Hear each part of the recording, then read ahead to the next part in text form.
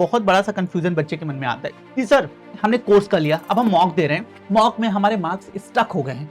इसीलिए मैं हमेशा बोलता हूँ कि जो बच्चा रिवीजन और वीक सब्जेक्ट पे डेली टाइम नहीं दे रहा है, पेपर वाले दिन वो अपनी कैपेबिलिटी 100% यूज नहीं कर पाएगा। तो दोस्तों ये सिचुएशन आती ही क्यों है, पॉइंट नंबर 1, और इसका बेस्ट सोल्यूशन क्या है आज मैं आपको इस वीडियो में बताने वाला हूँ। हेलो दोस्तों, बच्चों जब भी हम किसी एग्जाम की प्रिपरेशन करते हैं, वो क्लैट हो, एलिट हो, अदर एग्जाम्स अगर हम देख रहे हैं, ओलिट देख रहे हैं, कोई भी एग्जाम देख रहे हैं, तो बच्चों एक बहुत बड़ा सा कंफ्यूजन बच्चे के मन में आता है कि सर हमने कोर्स कर लिया, अब हम मॉक दे रहे हैं, मॉक में हमारे मार्क्स स्टक हो गए हैं।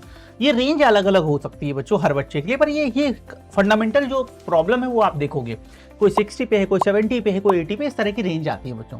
और पिछले 3 मार्क्स दे दिए, 4 मार्क्स दे दिए, 5 दे दिए, पर सर इस स्कोर को क्रॉस नहीं कर पा रहे, मतलब 10 नंबर के विंडो में बच्चा वैरी करता रहता है। तो दोस्तों ये सिचुएशन आती ही क्यों है, पॉइंट नंबर 1, और इसका बेस्ट सोल्यूशन क्या है आज मैं आपको इस वीडियो में बताने वाला हूं। इसके कई सारे फैक्टर्स हैं, जिसमें सबसे पहला फैक्टर है हमारा कंटेंट। देखिए मल्टीपल फैक्टर्स हैं, साइकोलॉजिकल फैक्टर भी है बच्चों, ह्यूमन प्रॉब्लम भी है, बट सबसे मेन है हमारा कंटेंट। बच्चों हमने उसी के हिसाब से, अगर एक में आ रहा तो वो कुछ बाई लक हो सकता है, पर अगर 3-4 मॉक में सेम चीज आप फेस करो तो बच्चों आपका कंटेंट लिमिटेड है।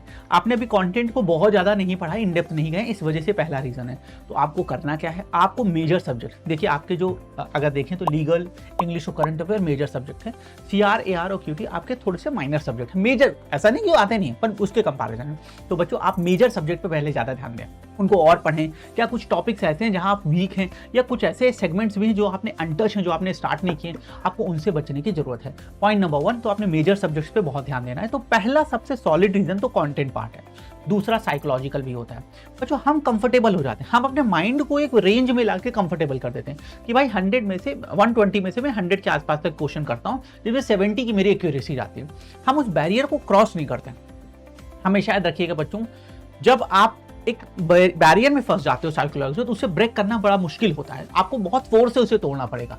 मतलब ऐसा इसलिए है ताकि आप कंफर्टेबल हो गए, आपका माइंड बहुत कंफर्टेबल है 2 आवर्स के ड्यूरेशन में, तो आपको पहले स्पीड अप करना पड़ेगा। इसका पहला तरीका है कि ज्यादा क्वेश्चन करेंगे तभी नंबर आगे बढ़ेंगे, तो आपको स्पीड अप करना पड़ेगा अपने आप को। जो चीज पजल करने में आपको 5 मिनट्स लग रहे थे, आपको 3 मिनट्स में करना पड़ेगा। पेपर में कुछ ईजी क्वेश्चन भी आते हैं बच्चों, उन ईजी क्वेश्चन को बहुत जल्दी करके आपको कोर्स में टाइम बचा के टफ क्वेश्चन में लगाना होगा। क्यूटी या एआर जो टाइम कंज्यूमिंग पार्ट है, इनमें टाइम बहुत लगता है, तो क्यूटी और एआर को थोड़ा सा और स्पीड अप करना पड़ेगा, बेहतर ढंग से करना होगा बेटा, ताकि आप उनको ज्यादा उनमें स्कोर कर सकें। एंड सबसे लास्ट और सबसे इंपॉर्टेंट है वीक सब्जेक्ट। इसका एक बहुत बड़ा रीजन है आपका वीक। हर बच्चे का कोई ना कोई एक वीक सब्जेक्ट होता है जिसमें वो अनटच करता है, बिल्कुल छूता ही नहीं, या छुएगा तो 1-2 क्वेश्चन करेगा। तो बच्चों ये जो बैरियर में है, आपको बड़े गैप चाहिए ना, जैसे आप 70 पे और आपको 85 में जाना है, 90s पे जाना है, तो वीक सब्जेक्ट। इसीलिए मैं हमेशा बोलता हूँ कि जो बच्चा रिवीजन और वीक सब्जेक्ट पे डेली टाइम नहीं दे रहा है, पेपर वाले दिन वो अपनी कैपेबिलिटी 100% यूज नहीं कर पाएगा। तो आपको अपने वीक सब्जेक्ट को बहुत अच्छे से इंप्रूव करने की नीड हो बेटा, उस पर आप डेली टाइम दें, अलग से टाइम दें, ताकि आप उसे स्ट्रॉन्ग कर सकें और जो ये नंबर स्टक हो गए हैं इस रेंज को ब्रेक करके आगे बढ़ सकें। ये कुछ बेसिक रीजन है बच्चों, जिससे बच्चों के मॉक में मार्क्स स्टक हो जाते हैं और आगे नहीं बढ़ पाते हैं। लेकिन एक पॉइंट मैं यहाँ और मेंशन करना चाहूंगा, अगर आपके नंबर बहुत कम है, इसी रीजन से आपके नंबर बहुत है, आपके नंबर 40s 50s के रेंज में है, तो बच्चों ये बहुत ही ज्यादा कम है और आपको कोई कॉलेज नहीं मिल पाएगा। तो आप इसकी सीरियसनेस को समझें और अपने सब्जेक्ट्स को पहले इंप्रूव करें। और इसका बेस्ट टेक्निक है किसी भी सब्जेक्ट के टॉपिक को पढ़ना और इसका सेक्शनल टेस्ट देना। देखिए अगर आप 60+, 70+ के रेंज में है, 80 में है, तो आप बेहतर कर रहे हैं, थोड़ा सा और आगे बढ़ने में। पर अगर आप बिलो 50 या बिलो 15 बच्चों, तो ये मेजर प्रॉब्लम एरिया है। इसका सबसे बेस्ट तरीका क्या होगा, आपको ज्यादा से ज्यादा बच्चों, आपको ज्यादा टॉपिक्स कवर करने, वो लीगल के हों, वो करंट अफेयर के हों, इंग्लिश के हों, वो क्यूटी के हों, और उनके सेक्शनल टेस्ट देना। आप मॉक की तरफ ज्यादा ना जाओ, क्योंकि मॉक में आप और नहीं अच्छा करोगे, डिप्रेस हो जाओगे। अरे सबके तो 90 आ रहे हैं, मेरे 50 आ रहे हैं, तो हम साइकोलॉजिकली डिप्रेशन में जाने लगते हैं बच्चों। तो इससे बचने का तरीका, आप टॉपिक वाइज चीजें करो। आपने किसी हर सब्जेक्ट के टॉपिक पढ़े और उनके ज्यादा से ज्यादा सेक्शनल टेस्ट देने की कोशिश करो। जब आप सेक्शनल टेस्ट देते हो ना, तो कॉन्फिडेंस बढ़ता है कि अच्छा हाँ ये ऐसा है, मैं इसमें जब 80 पा सकता हूँ 100 में से, तो पेपर में भी कर लूंगा। उसी को प्रोपोर्शनेट बिहेव में वो कहीं ना कहीं रिप्रेजेंट करता है।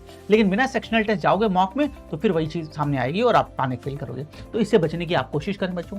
ये कुछ चीज़ें मैंने बताई हैं, इनको फॉलो करें, इससे थोड़े मार्क्स इंक्रीज होंगे और थोड़े मार्क्स ही आपको आगे ले जाते हैं। और कई बार ह्यूमन एरर भी एक फैक्टर होता है।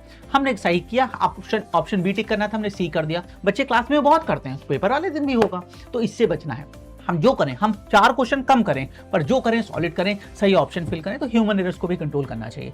ये कुछ फैक्टर्स हैं जिनको आप फॉलो करें, और इस तक अगर आपके मॉक में नंबर हो गए हैं तो उससे आप रिलीफ पाएंगे और आप देखेंगे ग्रेजुअली ये नंबर आपको बढ़ते दिखेंगे। Thank you.